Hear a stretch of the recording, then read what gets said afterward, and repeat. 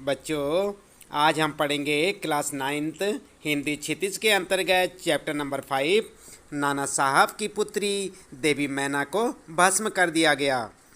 इसकी लेखिका है चपला देवी। हम आपको बताएंगे पाठ का सारांश और अंत में पाठ से संबंधित प्रश्नों के उत्तर भी। तो चलिए आप भी हमारे साथ साथ पढ़ें। ये है यहाँ पर नाना साहब की पुत्री देवी मैना को भस्म कर दिया गया पाठ का सारांश। आइए आप इसे हमारे साथ साथ पढ़ें और अपनी नोटबुक में भी नोट कर लें ताकि आपको ये कहानी अच्छे से याद हो जाए और आपको परीक्षा के समय किसी परेशानी का सामना न करना पड़े। तो यहाँ पर कहा गया है, इस कहानी में कहा गया है 1857 यानी कि 1857 के विद्रोह में स्वतंत्रता पाने और उसकी रक्षा के लिए हजारों वीरों ने कुर्बानी दी है। इस पाठ में नाना साहब की पुत्री मैना देवी के बलिदान की कहानी है, जिसे अंग्रेज़ों ने नाना साहब को न पकड़ पाने के बाद प्रतिशोध स्वरूप जलती आग के हवाले करके अपनी क्रूरता की सारी सीमाएं पार कर दी थी। अंग्रेज़ों का अपने ही सेनापति से विश्वास उठ चुका था, जिसके बारे में अंग्रेजी समाचार पत्रों ने लिखा था। भारतीय समाचार पत्रों ने अंग्रेज़ों के इस कुकृत्य की निंदा की। इस पाठ के माध्यम से युवाओं को वीर वीरांगनाओं के बलिदान से अवगत कराया गया है। सन 1857 यानी कि 1857 स्वतंत्रता प्राप्ति के लिए अंग्रेजी सेना के विरुद्ध भारतीयों का विद्रोह असफल हो गया। अंग्रेज़ों को विद्रोही नेता नाना साहब ने खूब क्षति पहुंचाई, पर कानपुर में विद्रोह की असफलता के कारण उन्हें भागना पड़ा। वे जल्दी में अपनी पुत्री मैना देवी को अपने साथ न ले जा सके, जिसे विद्रोह दमन के उपरांत अंग्रेज़ों ने अग्नि में भस्म कर दिया। यह वर्णन पाषाण हृदयी व्यक्ति को भी द्रवीभूत कर देता है, यानी कि जिसका पत्थर के समान हृदय होगा वह भी दया के सागर में डूब जाता है, यानी कि उसे बहुत बुरा लगता है। कानपुर में भीषण हत्याकांड करने के बाद अंग्रेजी सेना ने बिठूर में नाना के महल में खूब लूटपाट की, पर वहाँ ज़्यादा संपत्ति उनके हाथ न लगी। अंग्रेज़ों ने वहाँ नाना को न पाकर उनका महल तोपों से उड़ाने का निश्चय किया। मकान को नष्ट होने की आशंका से नाना की पुत्री मैना बरामदे में आई। उसने अंग्रेज सेनापति से उस मकान को नष्ट न करने का अनुरोध किया। सेनापति ने बताया कि उसे नाना से संबंधित सभी वस्तुएं नष्ट करने का निर्देश है, अतः उसे यह मकान नष्ट करना ही होगा। अपना अनुरोध विफल होता देख नाना साहब की पुत्री मैना ने अंग्रेज सेनापति को बताया कि मैं आपकी दिवंगत पुत्री यानी कि जो मर चुकी थी उस पुत्री मेरी की सहेली हूँ। तो यहाँ पर बच्चों आप ध्यान दें, जो नाना साहब की पुत्री देवी मैना थी उसने क्या कहा, जो सेनापति वहाँ पर जो है मकान को नष्ट करने के लिए या नाना साहब के महल को नष्ट करने के लिए जो सेनापति आया था उसको क्या बताया कि मैं आपकी पुत्री की सहेली हूँ, आपकी पुत्री मैरी की सहेली हूँ। उस सेनापति की पुत्री का नाम क्या था, मैरी, और ये जो देवी मैना थी ये क्या थी, उसकी सहेली थी। उस समय आप भी यहाँ आते जाते थे। आपकी दिवंगत पुत्री, जो कि दिवंगत का मतलब होता है बच्चों जो मर चुका हो या जो अब संसार में ना हो, आपकी दिवंगत पुत्री मैरी का लिखा एक पत्र अब भी मेरे पास है। तो यहाँ पर जो है मैना बताती है उस सेनापति को कि जो आपकी पुत्री ने मुझे पत्र लिखा था वह आज भी मेरे पास है। यह सुनकर हे ने पहचान लिया कि यह नाना साहब की पुत्री मैना है। जनरल हे ने कहा कि ब्रिटिश सरकार की आज्ञा को वह टाल नहीं सकते हैं। हाँ, इस मकान की रक्षा के लिए अवश्य प्रयास करेंगे। उसी समय वहाँ प्रधान सेनापति जनरल अटरम आ गया और उसने अब तक नाना का महल न गिराने का कारण पूछा। जनरल हे ने अटरम से वह मकान बचा लेने का अनुरोध किया। अटरम ने इसे असंभव बताया और कहा कि गवर्नर जनरल की अनुमति के बिना यह संभव नहीं है। हे ने उस मकान को बचाने का आशय संबंधी पत्र गवर्नर जनरल के पास भिजवा दिया। अटरम का मकान गिराने तथा मैना की गिरफ्तारी की इच्छा जानकर हे वहाँ से चला गया। इसके बाद अंग्रेज सैनिकों ने महल का फाटक तोड़कर महल में लूटपाट की और मैना को ढूंढा, परंतु वे मैना को नहीं पा सके। शाम के समय तक लॉर्ड कैनिंग द्वारा भेजा गया जवाब आ गया कि नाना का प्रत्येक स्मृति चिन्ह तक मिटा दिया जाए। इसके बाद घंटे भर में तोप के गोलों से महल को ध्वस्त कर दिया गया। ब्रिटेन से निकलने वाले टाइम्स पत्र में एक लेख छपा। उसमें लिखा था कि कानपुर में भीषण हत्याकांड करने वाले नाना से बदला लिया जाना चाहिए। उस पर दया दिखाना हास्यास्पद है। जनरल हे पर आरोप लगाते हुए कहा गया कि लगता है कि सर हे बुढ़ापे में उस महाराष्ट्रियन कन्या पर मोहित हो गए। नाना साहब का कोई भी संबंधी जहाँ कहीं मिले उसे मार डाला जाना चाहिए। नाना की पुत्री को हे के सामने ही फांसी पर लटका दिया जाना चाहिए। सितंबर माह की अर्धरात्रि में एक बालिका उस ध्वस्त प्रासाद यानी कि उस महल के अवशेष पर बैठी रो रही थी।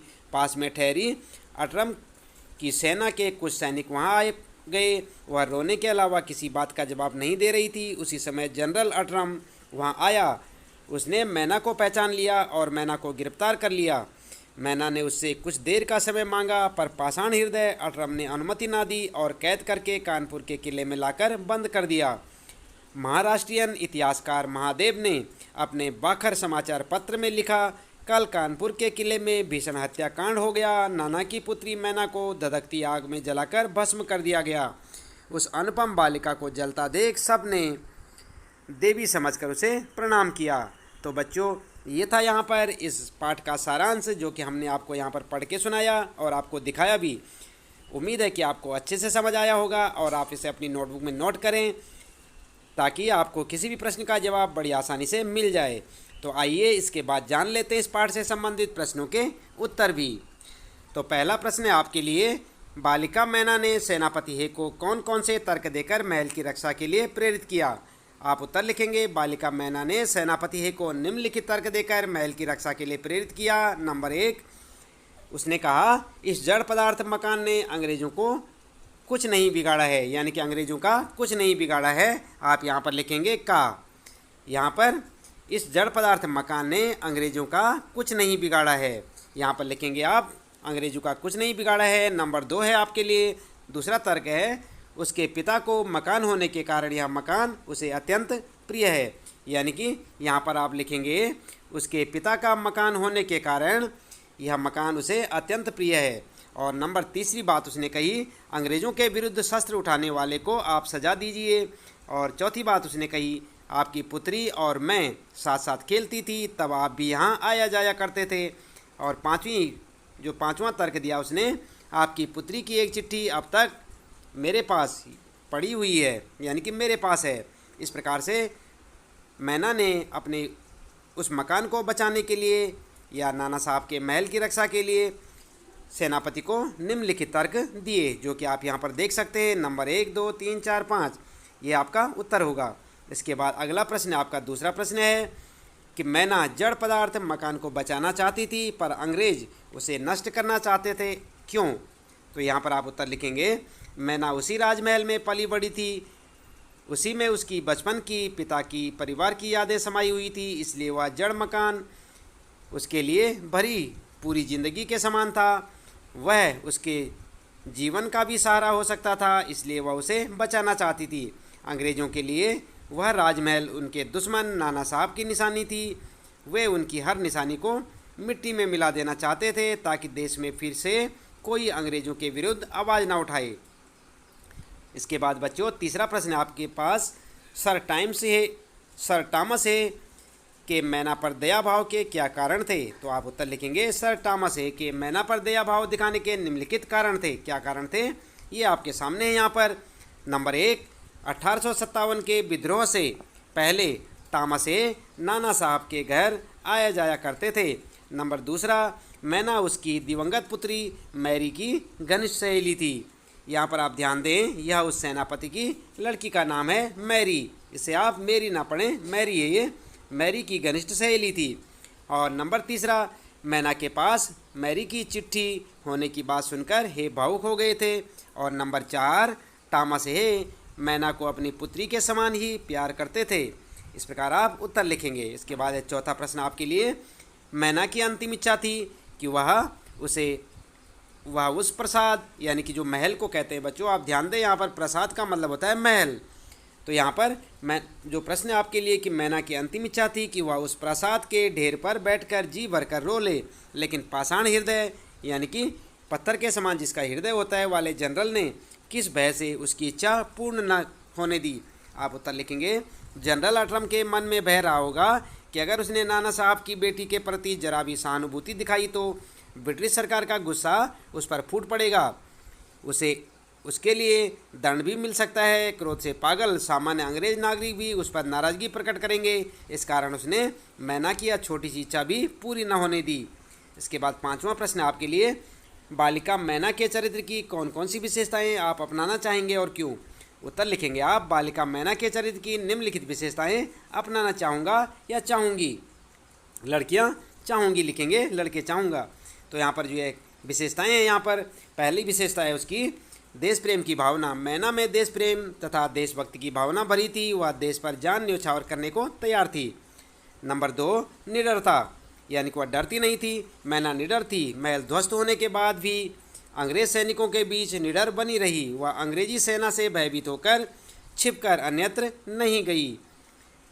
तो इस प्रकार से आप लिखेंगे। और नंबर 3 बात लिखेंगे आप उसकी विशेषता, मैना की विशेषता साहसी। मैना साहसी थी। वह जनरल हे से अपनी बातें साहस से कह देती है। और नंबर 4 है वाक्पटुता। मैना ने अपनी वाक्पटुता से अंग्रेज सेनापति हे को महल न गिराने के लिए सोचने पर विवश कर दिया। और नंबर 5 उत्सर्ग की भावना। नाना के अचानक जाने और मकान गिराने के बीच वह भी कहीं जा सकती थी, पर उसने मातृभूमि पर अपनीपन या अपनापन लिखेंगे आप देकर अपनी उत्सर्ग की भावना का परिचय दिया। इसके बाद अगला है यहाँ पर पॉइंट आपके लिए, भावुकता। मैना जड़ पदार्थ महल से भी प्यार करती है। वह महल के अवशेष के लिए भी रोती है। ये गुण व्यक्ति में राष्ट्र प्रेम और देशभक्ति की भावना मजबूत बनाते हैं। इसलिए मैं इन्हें अपनाना चाहूँगा या अपनाना चाहूँगी। इस प्रकार से आप उत्तर लिख सकते हैं। इसके बाद बच्चों अगला प्रश्न है आपके लिए यहाँ पर प्रश्न नंबर 6।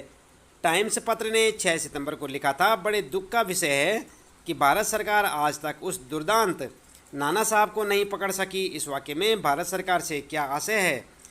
तो यहाँ पर आप उत्तर लिखेंगे, यहाँ भारत सरकार से आशय है ब्रिटिश शासन के अंतर्गत चलने वाली भारत सरकार, जिसे अंग्रेज अधिकारी चलाते थे। इसके बाद अगला है यहाँ पर प्रश्न आपके लिए रचना और अभिव्यक्ति से संबंधित प्रश्न है कुछ आपके लिए, जैसे कि आप यहाँ पर देख सकते हैं। प्रश्न नंबर 7, तो स्वाधीनता आंदोलन को आगे बढ़ाने में इस प्रकार के लेखन की क्या भूमिका रही होगी?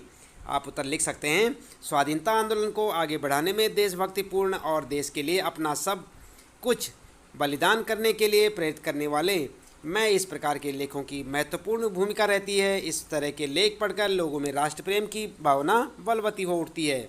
तो आप ध्यान दें, यहाँ पर क्या लिखेंगे आप, देश के लिए अपना सब नहीं लिखेंगे आप, सब कुछ बलिदान करने के लिए प्रेरित करने वाले। और यहाँ पर इसको मैं ना लिखें, करने वाले इस प्रकार के लेखों की महत्वपूर्ण भूमिका रहती है। इस तरह के लेख पढ़कर लोगों में राष्ट्र प्रेम की भावना बलवती हो उठती है। इसके बाद देश के लिए कुछ कर गुजरने की तमन्ना उनके मन में भी जाग उठती है। बलिदानों की गाथाएं उनमें जोश भर देती है। उन्हें दास्तां का बंधन ऐसा लगने लगता है जैसे कोई पक्षी पिंजरे में बंद जीवन जी रहा है। इन रचनाओं से आम आदमी भी अपना सब कुछ न्यौछावर करने के लिए प्रेरित हो उठता है। इस तरह एक न एक दिन वह अपने लक्ष्य तक पहुंच जाता है। तो इस प्रकार से आप इस 7वें प्रश्न का उत्तर लिखेंगे। उसके बाद बच्चों आइए देख लेते हैं 8वां प्रश्न क्या पूछा गया है। कल्पना कीजिए कि मैना के बलिदान की यह खबर आपको रेडियो पर प्रस्तुत करनी है। इन सूचनाओं के आधार पर आप एक रेडियो समाचार तैयार करें और कक्षा में भावपूर्ण शैली में पढ़ें। तो बच्चों वैसे तो आपको ये प्रश्न जो है स्वयं से करना है। आप इस प्रश्न का उत्तर स्वयं से लिख सकते हैं। किसी सूचना को, किसी अखबार को आप पकड़ें और उसमें से 1-2 खबरें निकाल कर आप जो है उसी तरह से अन्य खबरों को या उसी खबर को दोबारा से लिख के देखें कि आप किस प्रकार से उसे प्रस्तुत कर सकते हैं और उसे भावपूर्ण शैली में पढ़ें। इस प्रकार से आप उत्तर में यहाँ पर देख सकते हैं आप कि किस प्रकार से आप बना सकते हैं। जैसे ये यहाँ पर लिखा हुआ, कल शाम 7 बजे अंग्रेज सरकार ने कानपुर के कारागृह में वह कायरतापूर्ण कार्य कर डाला जिसका कलंक मिटाए नहीं मिट सकेगा। आपको विदित होगा कि कल आधी रात को नाना साहब की बालिका मैना को जनरल अटरम ने तब गिरफ्तार कर लिया था जब वह अपने टूटे हुए महल पर बैठकर रो रही थी। उसे रात को ही हथकड़ी पहनाकर कानपुर जेल में डाल दिया गया था। गिरफ्तारी के समय नन्ही बालिका ने जनरल अटरम से यह विनती की थी कि उसे अपने महल पर बैठकर आराम से कुछ समय से कुछ समय से, यहाँ पर जो है आप लिखेंगे आराम से बैठकर कुछ समय रो लेने दिया जाए। यहाँ पर लिखेंगे आप रो लेने दिया जाए। किंतु अटरम ने उसकी यह छोटी सी इच्छा भी पूरी नहीं की। समाचार है कि आज रात योजनापूर्वक उसे जलती हुई आग में डालकर भस्म कर डाला गया। अंग्रेज अधिकारी इसे ब्रिटिश शासन का आदेश कह रहे हैं। कानपुर की जनता इस बलिदान को पवित्र मानकर देवी मैना की आराधना कर रही है। इस प्रकार से आप लिख सकते हैं। अगला है आपके लिए यहाँ पर 9वां प्रश्न है। इस पाठ में रिपोर्टाज के प्रारंभिक रूप की झलक मिलती है, लेकिन आज अखबारों में अधिकांश खबरें रिपोर्टाज की शैली में लिखी जाती हैं। आप यहाँ पर आपके लिए प्रश्न है आपके लिए क्या, यहाँ पर देख सकते हैं, कोई दो खबरें किसी अखबार से काटकर अपनी कॉपी में चिपकाएं और कक्षा में पढ़कर सुनाइए। तो बच्चों आप इस प्रश्न को स्वयं करें, क्योंकि आपके आसपास जो भी अखबार आता है आप उस अखबार की कटिंग लगाकर अपनी कॉपी में उसे चिपकाएं और उसके बाद उसे पढ़ें। इसके बाद दूसरा प्रश्न है, अपने आसपास की किसी घटना का वर्णन रिपोर्टाज शैली में कीजिए।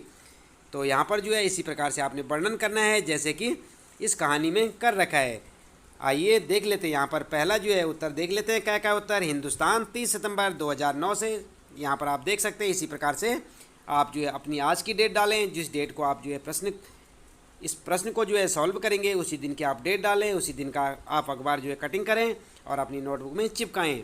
और उसके बाद जो है इसी तरह से आप उसमें लिखेंगे, उसी दिन की डेट डालेंगे। जैसे कि हिंदुस्तान का होगा अखबार तो हिंदुस्तान लिखें, अमर उजाला होगा तो अमर उजाला लिखें, पंजाब केसरी होगा या नवभारत टाइम्स होगा, जो भी आपके पास अखबार है आप उसी अखबार की कटिंग करके और वहाँ पर जो है उस डेट को जो है लगाकर वहाँ पर डेट वगैरह डालें। और पहले तो अखबार में डेट खुद पड़ी होंगी। इसके बाद आप इस प्रकार से रिपोर्टाज तैयार करेंगे। टीचर 65 प्रोफेसर 70 तक पढ़ाएंगे। यहाँ पर जो है इसको आप ध्यान ना दें, ये जो है टीचरों के लिए, प्रोफेसरों के लिए, ये जो है आपके स्कूल में टीचर लोगों का काम है। तो यहाँ पर आगे देखें, मदन जेड़ा नई दिल्ली प्राइमरी एवं मिडिल स्कूलों में शिक्षकों की कमी से निपटने के लिए केंद्र सरकार ने राज्यों को मास्टरों की भर्ती प्रक्रिया में तेजी लाने के साथ साथ शिक्षकों की रिटायरमेंट आयु 65 साल करने का निर्देश दिया है। तो आप बच्चों क्या समझे इसका मतलब? यहाँ पर जो है ये खबर आ रखी है किसी अखबार में। इसी प्रकार से आप अन्य अखबार का जब आप कटिंग करेंगे तो वहाँ पर आपको जो खबर मिलेंगी आप उसी को पढ़ेंगे, ना कि इसको। तो वहाँ पर जो है आप कटिंग लगाएंगे। तो इस प्रकार से आप जो है इस प्रश्न का उत्तर जो है कर सकते हैं। और जैसे कि यहाँ पर दूसरी खबर है, यहाँ पर जो है दूसरी खबर भी ये है, तो आप इस खबर को ना लिखें, आप जो है अखबार से कटिंग करके जो खबर आपके पास होगी उसी को लिखें और यही आपका उत्तर होगा। तो आप समझ गए होंगे कि इस प्रकार से लिखना है। जैसे कि मैंने आपको बताया कि आप इन खबरों को ना लिखें, ये खबरें जो हैं अलग डेट की हैं और अलग जगह की हैं। आप अपने साइड के अखबारों को उठा के उनकी कटिंग लगाएं अपनी नोटबुक पे और उसे ही पढ़ें। इसके बाद बच्चों यहाँ पर जो है इसके साथ ही जो है अगला है, यहाँ पर ख वाला है। कल रात अक्षरधाम फ्लाईओवर के पास एक कार डिवाइडर से टकरा गई, जिसमें 2 लोग मामूली तौर से और एक गंभीर रूप से घायल हो गए। इनमें से 2 प्राथमिक उपचार के बाद छुट्टी दे दी गई। तो आप देख रहे हैं यहाँ पर, तो ये भी जो है इसी प्रकार की खबरें हैं जो कि आप अपने इलाके से अपने अखबार से कटिंग करके लगाएंगे। तो आपका उत्तर बनता चला जाएगा। आपको इन खबरों को नहीं लगाना है, आप जो है अपने हिसाब से खबर लगाएं। इसके बाद जो है 10वां प्रश्न है, यहाँ पर आप किसी ऐसे बालक बालिका के बारे में एक अनुच्छेद लिखिए जिसने कोई बहादुरी का काम किया हो। तो यहाँ पर भी बच्चों आप क्या करेंगे, आप ध्यान दें, प्रश्न को सबसे पहले समझ लें। आपके इलाके में, आपके क्षेत्र में कोई ऐसा बालक या बालिका हो, आपकी क्लास में हो, आपकी कक्षा में, तो आप उसके बारे में लिख सकते हैं। और ज़रूरी नहीं कि आपने जो है इसी प्रकार से उत्तर लिखना है। जैसे कि यहाँ पर लिखा हुआ है, अगर आपको जो है कुछ नहीं मिलता है उत्तर लिखने के लिए, कोई ऐसा आपकी नज़र में नहीं है, तब आप उत्तर को इस प्रकार भी लिख सकते हैं। जैसे कि उत्तर लिखेंगे आप, हमारा देश पहले भी वीरांगनाओं के लिए प्रसिद्ध रहा है, ऐसे में आज की किशोरियाँ भला कहाँ पीछे रहने वाली हैं। उनके साहस और वीरता के किस्से आए दिन देखने और पढ़ने को मिल जाते हैं। ऐसी एक बहादुर लड़की ने अपनी जान पर खेलकर 3 लड़कियों को डूबने से बचाया। किस्सा भीलों के मोहल्ला, जिला टोंक, राजस्थान का है। 23 जून 2008 को 15 वर्षीय हिना कुरैशी व उसकी सहेलियाँ एक तालाब की सीढ़ियों पर कपड़े धो रही थी। अचानक प्रीति 10 फुट गहरे तालाब में जा गिरी। यह देखकर कीर्ति ने बहन की मदद के लिए अपना हाथ आगे बढ़ाया, परंतु संतुलन बिगड़ने के कारण वह तालाब में जा गिरी। दोनों की मदद के लिए वहां स्नान कर रही 11 वर्षीय गुलफ्सा उन्हें बचाने के लिए दौड़ी। हड़बड़ी में उसका पैर फिसला, वह भी पानी में जा गिरी। तीनों को ही तैरना नहीं आता था। तीनों को पानी में डूबता देख हिना की सहेलियां मदद के लिए चिल्लाई। किसी को भी आते जाते न देख हिना ने तुरंत पानी में छलांग लगा दी। पहले उसने गुलफ्सा को बाहर निकाला, फिर कीर्ति व प्रीति को भी सुरक्षित बाहर निकाला। हिना के साहस की वजह से उस दिन 3 जिंदगियों को नया जीवन मिला। हिना की बहादुरी को सबने खूब सराहा। हिना को इस हिम्मत के लिए राष्ट्रीय वीरता पुरस्कार दिया गया। बच्चों, इससे सबक मिलता है कि हमें संकट के समय कभी भी हौसला नहीं खोना चाहिए और हमेशा दूसरों की मदद करनी चाहिए। तो बच्चों, इस प्रकार से आप भी अपनी कक्षा, अपने गांव, अपने शहर के बारे में, किसी बहादुर लड़की या लड़के के बारे में एक दूसरी रिपोर्ट तैयार कर सकते हैं। आप उसे उत्तर के रूप में यहाँ पर लिख सकते हैं। तो इसके साथ ही यहाँ पर आइए देख लेते हैं आगे जो प्रश्न है आपके पास। भाषा अध्ययन के प्रश्न है। 11वां प्रश्न आपके लिए, भाषा और वर्तनी का स्वरूप बदलता रहता है। इस पाठ में हिंदी गद्य का प्रारंभिक रूप व्यक्त हुआ है जो लगभग 75 यानी कि 75 से लेके 80 वर्ष पहले था। इस पाठ के किसी पसंदीदा अनुच्छेद को वर्तमान मानक हिंदी के रूप में लिखिए। तो यहाँ पर आप उत्तर लिख सकते हैं। सन 57 के सितंबर मास में अर्धरात्रि के समय चांदनी रात में एक बालिका स्वच्छ उज्जवल वस्त्र पहने हुए नाना साहब के भग्नाविष्ट प्रासाद के ढेर पर बैठी रो रही थी। पास में जनरल अटरम की सेना भी ठहरी थी। कुछ सैनिक रात्रि के समय रोने की आवाज़ सुनकर वहाँ गए। बालिका केवल रो रही थी, सैनिकों के प्रश्नों का उत्तर नहीं देती थी। तो इस प्रकार से आप लिख सकते हैं इसका उत्तर। तो बच्चों, इसके साथ ही इस पाठ से संबंधित प्रश्नों के उत्तर यहाँ पर समाप्त होते हैं। और पाठ था आपका जो है, नाना साहब की पुत्री देवी मैना को भस्म कर दिया गया। इसकी लेखिका थी चपला देवी। उम्मीद है कि आपको ये प्रश्न उत्तर अच्छे से समझ आए होंगे। आज के लिए इतना काफ़ी है। आपका दिन शुभ हो।